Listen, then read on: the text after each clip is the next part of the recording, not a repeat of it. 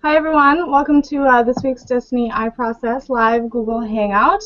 I'm Christina and I'm going to be your host for this week's Hangout. We're continuing the education and studying support series that has been walked. This is the third series this is the third Hangout in the series. And we are talking tonight about successes and failures in relation to school and our education process. And the different obstacles and failures that we have faced and our participants have faced, and how through the Desteni I process they have been able to transform and change themselves and walk through their process and get to a point where they are, from their perspective, succeeding because they are taking direction within themselves in relation to school. So of course we encourage you to participate in the discussion. So if you have any questions or comments, you can go directly to the Desteni I Process Google Plus page and go to the Q&A section and place your comments or questions there. If you're watching from YouTube, you'll want to click on the video where it says be part of the discussion, and that will take you to the page where you can then participate. So I have two guests joining me tonight. I have Yogan is here. He is currently in Miami, but he studied on the West Coast. He graduated with a degree in psychology. Is that right? Yes. Yeah. Yep. Okay. Right. Yep. Hey. So, and then we also have Kelly, who is a new student who has gone back to school after 10 years. She's also on the West Coast in the Washington area. Hey, Kelly. Hi. Cool. Okay, so we're just gonna start. Last week, there was a really cool discussion on the Hangouts about education and vocabulary, specifically in the importance of the words that we use and you know that are basically the basis of our reality and how we communicate and express with each other. And so I'm going to talk to Yogan first about his definition of the word success and how that kind of created and defined his experience throughout school. So, Yogan, will you just tell us a little bit about how you define success in school and what kind of experiences that brought you while you were in school? Sure. So school. So I went through 12 years of school here in the States. That counts from up until 12th grade, high school, and then 4 years university. And throughout most of those years, especially through high school and the start of university, I defined success as simply getting good grades.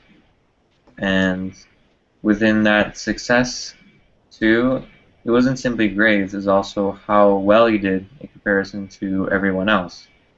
And so if you did really well in class, if you got straight A's, then I would feel really good about myself, especially within looking at, okay, well, I did the best in my class, right? I was always doing better than everyone else. And it was always that point of comparison. And interestingly enough, once I finished high school, which I did have a really good grade levels, but when I entered university, it was a whole different story, and it was much more tougher. I didn't get A's, really. And so within that point, I noticed how I would feel already inferior and not very, I didn't feel very good about myself. I had low self-esteem within that point, and I noticed it was almost unconsciously, meaning it was sort of just happened. I really didn't have any control over it. And through that time period, I started working with Desteni tools. So throughout the time, I was actually changing myself and how I viewed myself, my life, my value of myself, my self-esteem. So it's not defined purely by comparison to other people and grades. That's a good intro for that. I don't know if you want to ask Kelly. Yeah, that's cool because you kind of had the whole play out in terms of your success being this positive kind of definition, and you were like striving to get to to live that point of success in terms of how you defined it as being good grades, and being the perfect student was to have the best grades and to be better than the other students. And then you kind of went into that kind of the outplay of it being the negative, like all of a sudden you didn't get the grades and your experience completely changed. So obviously that's a consequence. Did you see though any other consequences like in high school when you were still in the midst of like I need to succeed, I need to have Yeah. straight A's. Like, what other kind of consequences did you see from that in terms of how you experience yourself, like maybe even outside of school, um, Yeah. how that influenced you? Yeah. So during that time period, um, let's see. So I was someone who, that was a large part of my definition, and within that, I felt safe and secure, believe it or not. And so I didn't want to leave that zone, my comfort zone, because socially, when I would talk with people, I wouldn't be very expressive like how I am now. I would be pretty much quiet. People would always ask me like, "Why are you so quiet?" And I would literally be sometimes people call me like the quiet boy or someone who's quiet. And so yeah, so within that, getting grades, it was easy, you could say, for me. So within that, I felt good. It was something easy to do, and I felt like I was doing the right thing. But then I limited myself because I wasn't actually exploring, life itself, to actually communicate with people, express myself, get to know people. And I know that within me, I desired that point, but every time I would sort of approach that point, I would have a fear in relation to do that. So within that grade point and that whole personality, and you can imagine too, within comparing myself to other people, I viewed, in a way, had negative perceptions of people who didn't do well in school. And that was whole related to that point of, like an ego point of wanting to be the best, wanting to get good grades. So, that's one consequence is my social ability to communicate with people was very limited. Yeah, you kind of like put all your energy into what you were good at and what you felt comfortable with, and Exactly. yeah, okay. Well, Kelly, why don't you tell us a little bit about your high school experience, because you didn't go straight into college. So why didn't you go straight into college? Well, it was definitely something that at the time, like, you kind of generally feel pressure, like you're supposed to go to college. Like, you know, if you don't, it's going to negatively impact your life in ways that you don't even really understand at the time. And, but there's just kind of like this vibe that, like the adults and, faculty of your school have kind of instilled that you're supposed to go to college. But at the time, I didn't know much about things like scholarships and student aid, so I didn't really, and I knew that college costs a lot of money, and I'd heard about people getting stuck with massive college debts, and I didn't have any money. My family at the time was, like, we didn't have a lot of money, so I knew that I wasn't generally going to get any help monetarily from my parents, and so the idea of being like stuck with this massive debt burden was not appealing at all, and I didn't know at the time what I might want to do with my life. I had no idea. I mean, you're in high school. I hadn't really even had a job yet. I had no idea what any jobs would entail.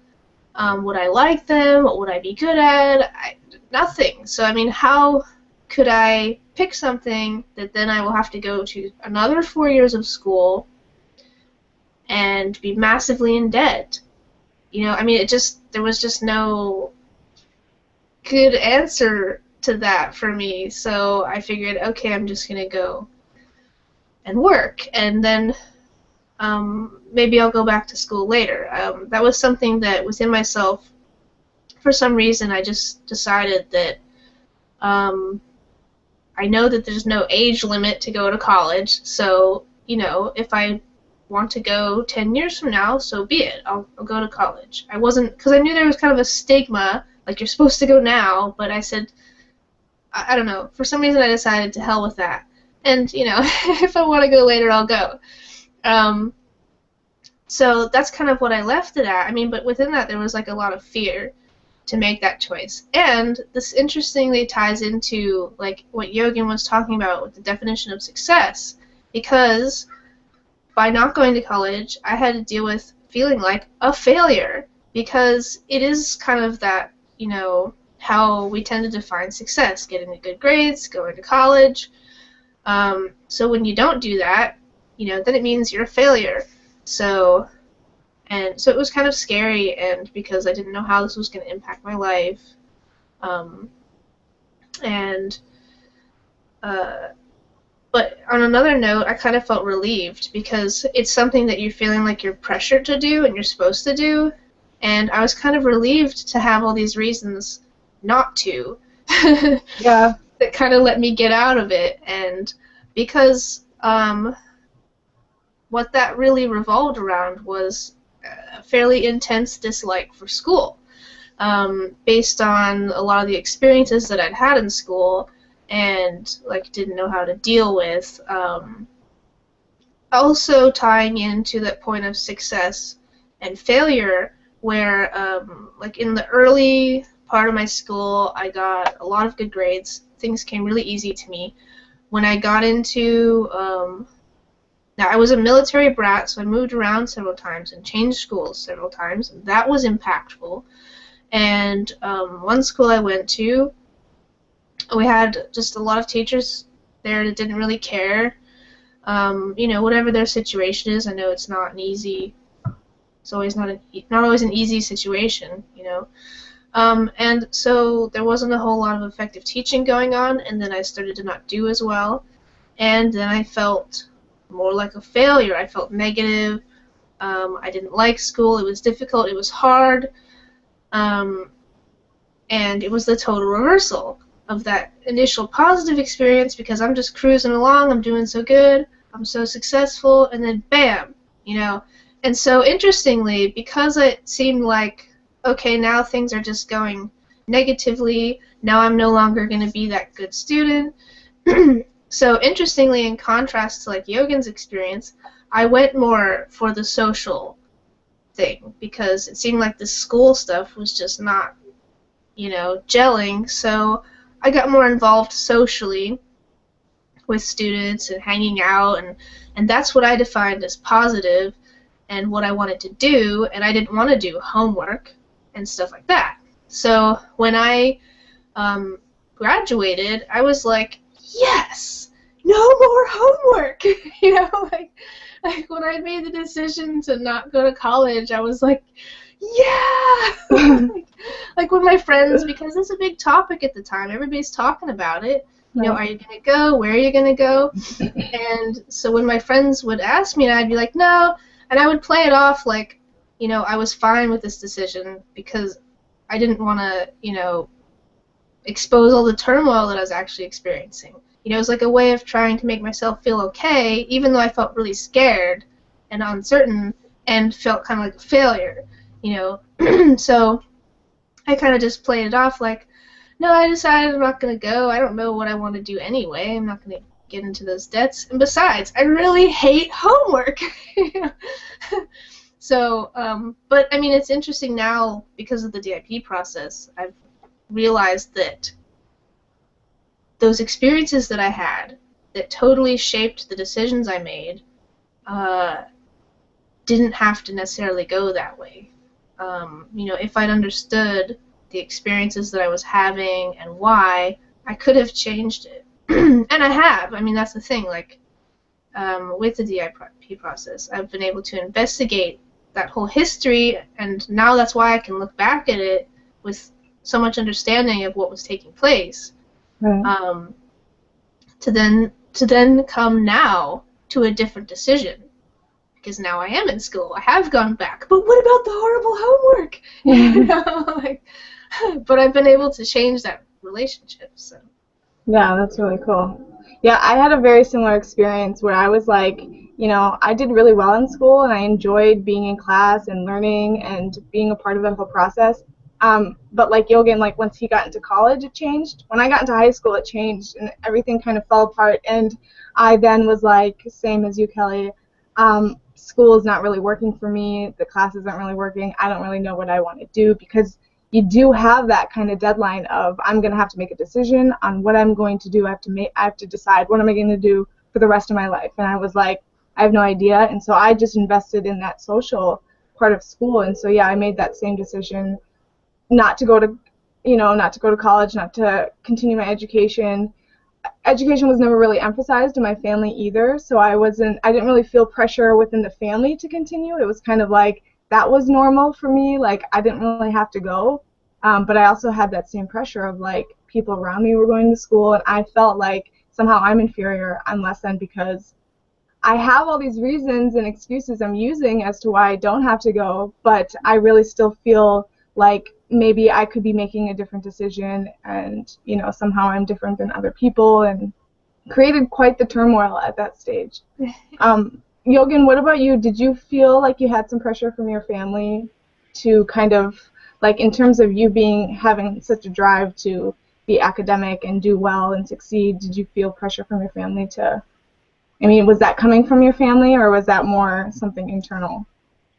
I would, in terms of, I think what you're asking, like, yeah, so my parents didn't necessarily, like, push me to, like, get good grades. It was more of that internal point where that sort of fear, I guess, the comparison point, and being in the classroom with other kids.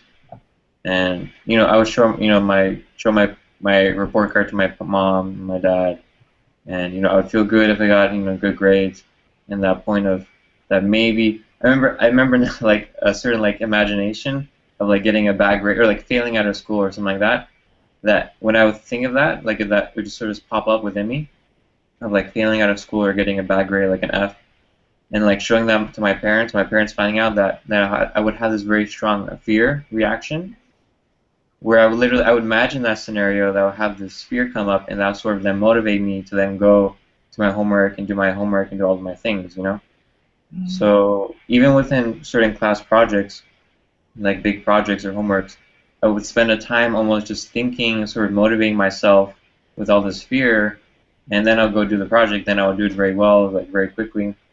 But I would have to spend time thinking about and sort of bringing up that motivation within me, which it was very uncomfortable, to be honest, like, very stressful, very annoying, very, in a way, harmful, I would say. So yeah, so like, obviously that's part of the DIP process too, is to identify those points of those emotions, be able to, you know, in a way, remove them, so that you're able to directly make decisions to, I'm going to study this time, and be very directive in how you spend your time for studying and doing the homeworks and writing essays and all the different parts of school. So yeah. So it's kind of like seeing a starting point. Your starting point for school and excelling in school was based on this fear of like some future event happening, and then that's driving you. But Kelly, you can kind of talk about a little bit how you walked the Desteni I process, and then now you're a recent student, you've decided to go back to school, and so your starting point in a way has been you know, based within what you've learned within the Desteni I process. So can you talk a little bit about why, I mean, what was your starting point, or the reason you decided to go back to school? Like, why are you now going back to school? What do you see is of value for you? Yeah, well, one of the primary differences now compared to then is, like, in line with what Yogan is talking about, how my experience before in school was very much controlled and directed by my experiences, by those negative and positive experiences. Like, I need to get good grades. I don't want to show my parents a report card with an F on it. Oh, you know, and, like, the whole time it's, like, stressful and uncomfortable because you're being directed by all this positive, negative experiences, and none of it is really about you doing it, like, with understanding why, or you know, from the starting point of bettering yourself or developing yourself.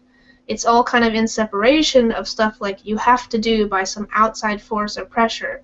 So, and that's why I didn't want to go to school, because I wanted to get away from that pressure. But with walking the DIP process, you're able to take responsibility for your experiences, and so within that, it's not about, like, it's not like a kind of a self-blame point of, like, oh, I created those emotions and experiences, but rather it's more like a taking power of and your experiences, and taking an ownership of your experiences, within the realization that you don't necessarily have to have those reactions and experiences to the things that come up in your life, you know, so that you're not just sort of this like sailboat tossed at sea, you know, but you can stand as this point of stability within whatever's going on and make decisions that are really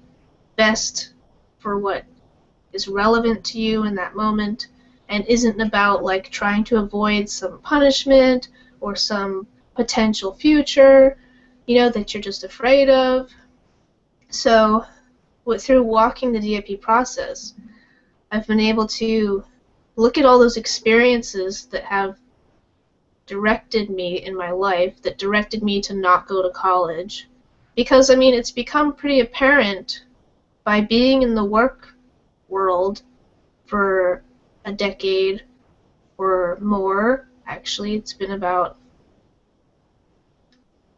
I graduated in '99, so it's been about 50... And I started working a little bit before I graduated, so we've been working for a while. Yeah. And, you know, it's really hard to get anywhere without a degree. I mean, obviously nowadays we know that also a degree is not a guarantee, but it's really hard to get anywhere without one. So it's actually really relevant to go to school if you can and get a degree in a job, you know, so that you have financial stability, because that's how the world is situated right now. You know, it's not a fairy tale reality of where you can do what you want to do, and I want to be a singer, and then you're going to make lots of money. I mean, you know, that only happens to a very small handful of people. So it's, you know, now it's very relevant to me to, like, go to school, get a degree, and so within that,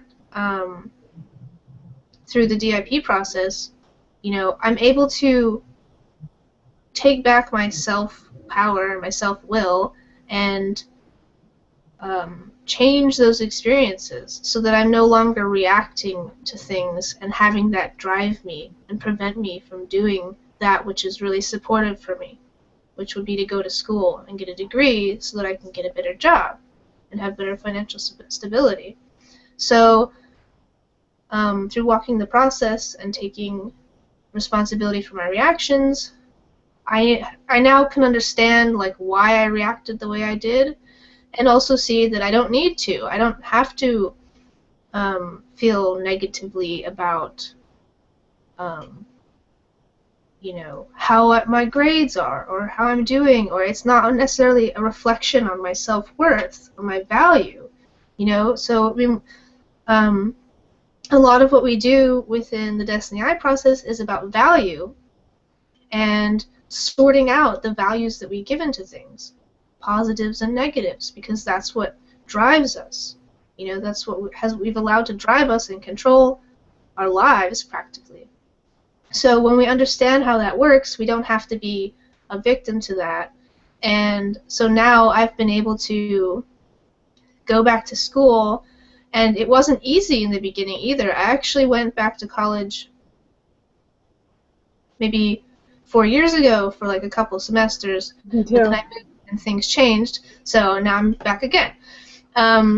But walking through that process, it wasn't easy. I mean, I had to face everything that I had in high school, all the relationships I had, you know, not liking homework, because I'm like, okay, wow, here I was having the definition within myself of I don't like homework, and now I'm walking into a situation where, guess what? I'm going to have homework.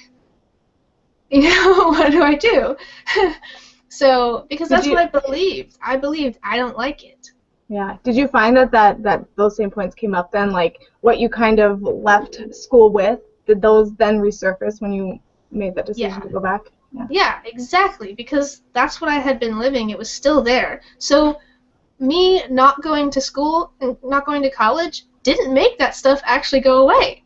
It was still there. It wasn't a solution to be like, oh, I don't like homework, I just won't go to college. You know, the point was still there. You know, so the real solution was to sort out my relationship towards homework. And, I mean, within that, you really uncover a lot of fascinating stuff, you know, like, why don't I like homework? You know, I mean, that can just open up a whole smorgasbord of things, you know, like because when I don't do well, I feel bad, or I'd rather be doing something else, but then you have to put all that stuff into context of where we are, what's the situation, what do we really need to do, you know, what's practical for my life, and you know, it's like a sorting out of your priorities, and then within that, when you are able to direct yourself and aren't directed by reactions and emotions and feelings, you're able then to live according to the priorities that you need to. And then this obviously benefits your life, you know? So that's, yeah, it's been a really dramatic change, having to face all those experiences. I mean, even like just the fear of, well, now it's 10 years after I've graduated, and I'm going to college, and I'm old now. I mean, not that I'm old, but, you know, like, I'm old for the age of going to college, you know? Maybe people are going to judge me, which is ironic because I look really young anyway. Nobody thinks I'm that old.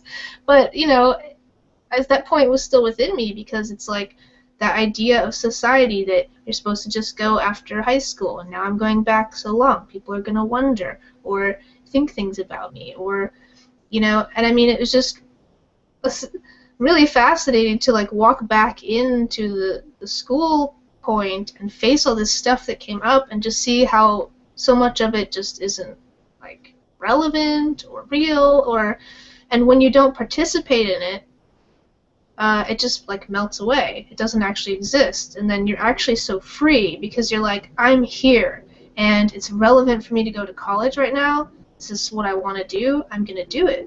And then you go. And then it's like really self-empowering too, like, because you're taking back your power from all the stuff that drove you before. And now you're saying, I drive me.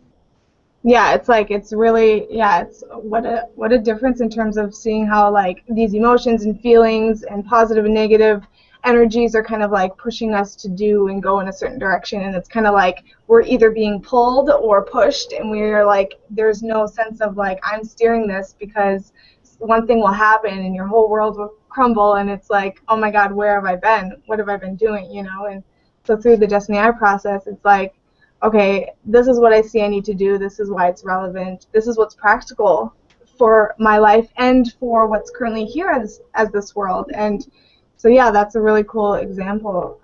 Yogan, you were in school, right? Like you had were in school walking your process once you found Desteni. So how did you see, like, what changes did you see in terms of, I think you brought it up a little bit in your intro, but what changes did you see once you started walking the Desteni tools and applying, you know, the writing, the self-forgiveness, and how did you see yourself change within school within that? Yeah. So what's interesting about the Desteni process and the tools is that it takes years to see results, but in the individual moments, like let's say in a moment where I would feel an emotion or fear, you know, you do self-forgiveness, that helps to sort of put your focus and attention on what you're experiencing, and to be able to then make a decision, a potential decision to act in a way that, you know, is practical, that makes sense according to the context. And not simply like how Kelly was saying, and also how you've been saying too, Christina, to simply follow your reactions and just move here or there, depending on how you feel, whether positive or negative in a certain situation. So, I don't know, for me, what was more important during those specific years was the reason why I was in school. Because if I were to be honest with myself, I didn't really have a clear reason why, and the reason why I was in school was more to meet people, meet friends who I thought were at my academic level, you could say, and not really for any other reason, even though, you know, now that I've developed, you could say, self-honesty on that point, you know, getting a degree, going to school, is for getting a degree, is for going to school for a purpose, a piece, you know, to serve your life, not just to have fun and party, which I would say most people now are doing that, like me, like how I did. Who knows all these party schools, college schools, where a whole generation of people, believe that, oh, we have to go to college, but at the same time, those same people don't like homework and don't like studying, so they end up just partying anyway, just fulfilling an expectation from society based on their parents, which they're already in conflict with, and so there's a struggle there. So that's a whole big problem there, but within me, clarifying that point of, like, now I'm gonna do a master's program, but specifically for a degree for a specific purpose, and yeah, just to get that, and also I feel more confident now based on, let's say, all these self-development processes I've been going through, where I clarified my point and defined who I am, defined my emotions and feelings, so I'm not simply following them based on reactions, so I can do it, efficiently, effectively, and not with all that drama, not with all the drama that usually accompanies school. So yeah, it's a lot of specifying, not just very vague and ambiguous dreams of college and university, which is what I had initially. So, yeah.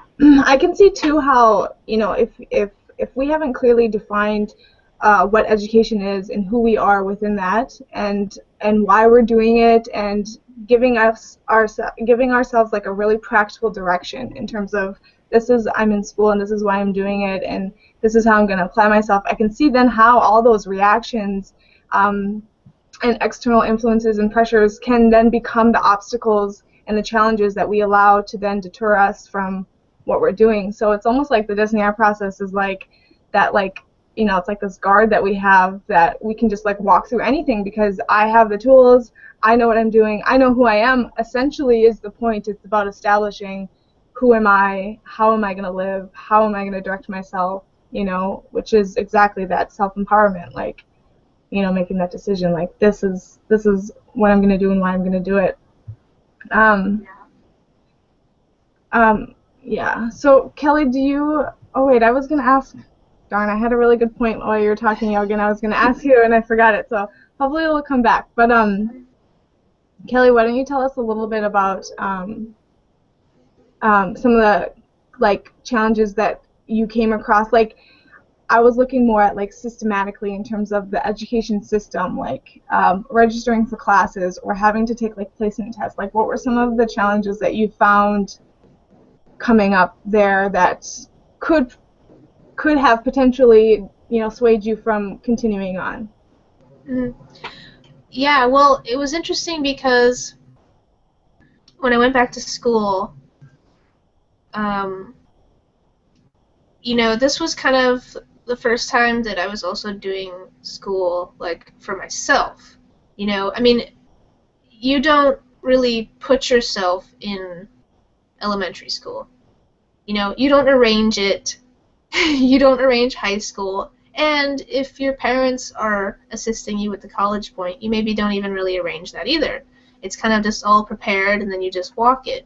So this was really the first time that I had to do this all myself.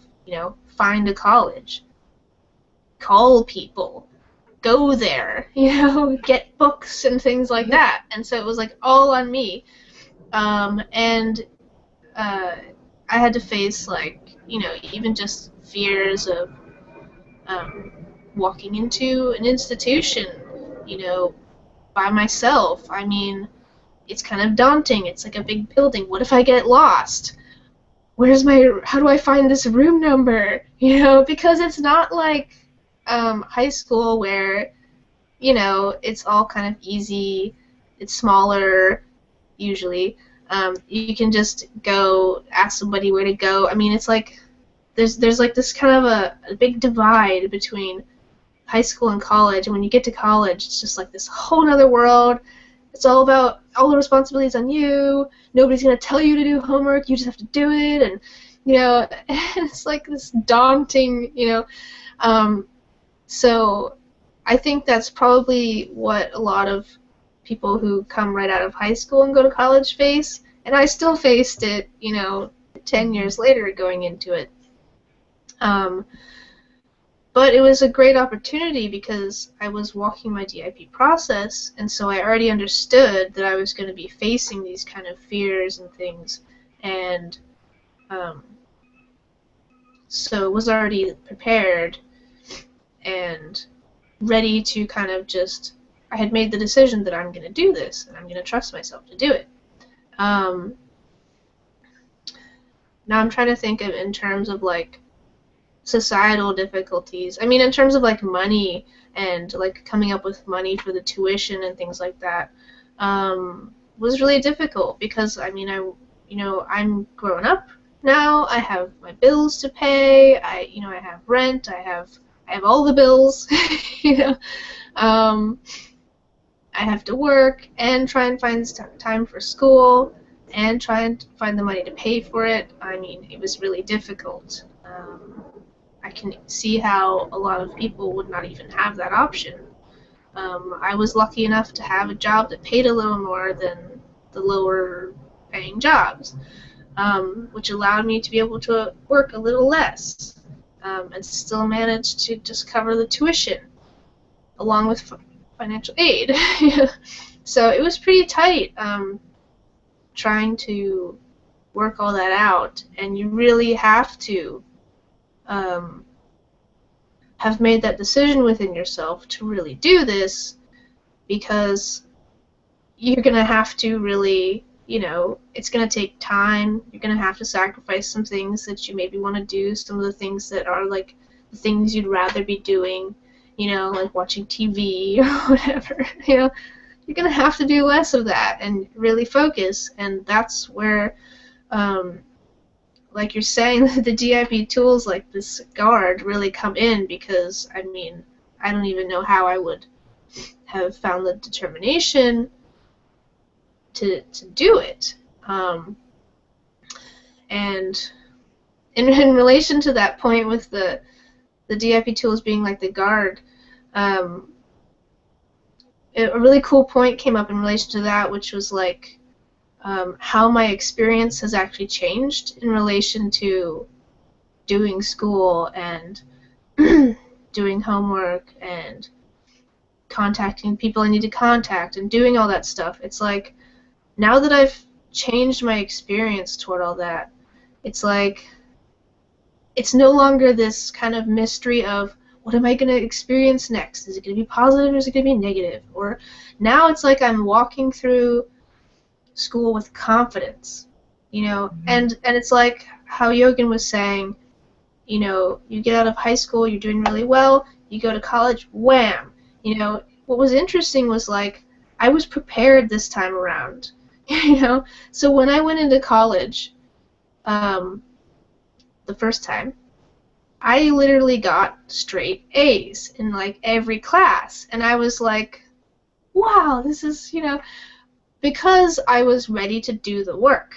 I was ready to put the time in, not just like putting in the time and trying to get done with it and, and try and get my passing grade, but really like really learning the information, like really taking the time, that how much ever time that is that I need to make sure that I know the stuff and can get a good grade. It's like a totally different approach to your learning process, where in the past it's just kind of like this mystery, and I'm just trying to integrate all this information and hoping I get a good grade. But now it's like I have a much more practical approach, where it's like, okay, this is the information that I need to understand. It's going to take me whatever time I need to understand it. And I mean, obviously working within deadlines, which can be a little tricky, but now that I understand that it's simply a point of making sure that I understand all the information and not deciding like, but I really want to go watch that movie. Maybe I can just do this really quick and then just get it over with, and then I can go and have fun. Like, no, you need to really actually just sit with the information, sit with the subject, and make sure you integrate it. And then it's easy from that perspective to get like decent grades. And so now I'm walk through college, and it's like there's not all that pressure or fear of like, oh, what if I fail? What if I don't do good? because I have that guard, I have my tools with me that I can just walk through now with confidence, like knowing what I need to do and that I'm gonna do it.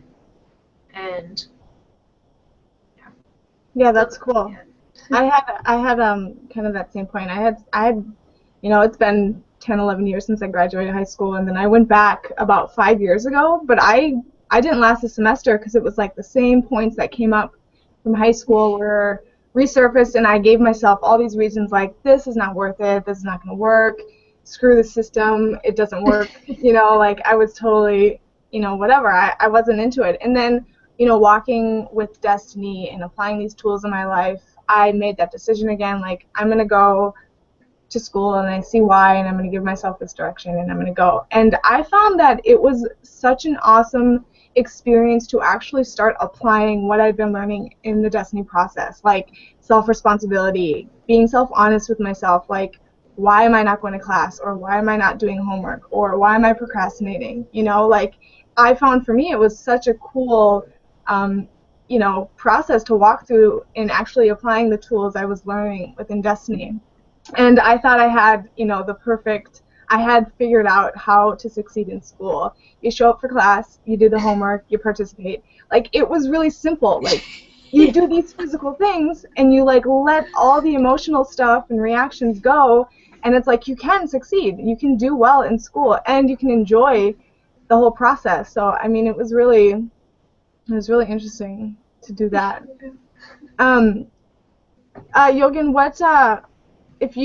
so you walked the process, you're in the Desteni process, you graduated college, would you do it differently, now having gone through what you did, knowing what you know now in terms of how you're able to better direct yourself without the energy or the definition of success being purely based on grades and, all the comparisons that you had gone through? Would you do it differently? Would you? Yeah, I mean, the question you're asking is, would I rather not have to go through all the fear, stress, anxiety, dreams? I would have nightmares of throughout my whole entire life of just having a nightmare of being in the wrong class at the wrong time, like not knowing the room number or not having my homework. I would have nightmares of forgetting my homework. I would just feel so afraid and embarrassed at that moment. Teacher's gonna come up. So I mean, yes, I would like to not have all of that.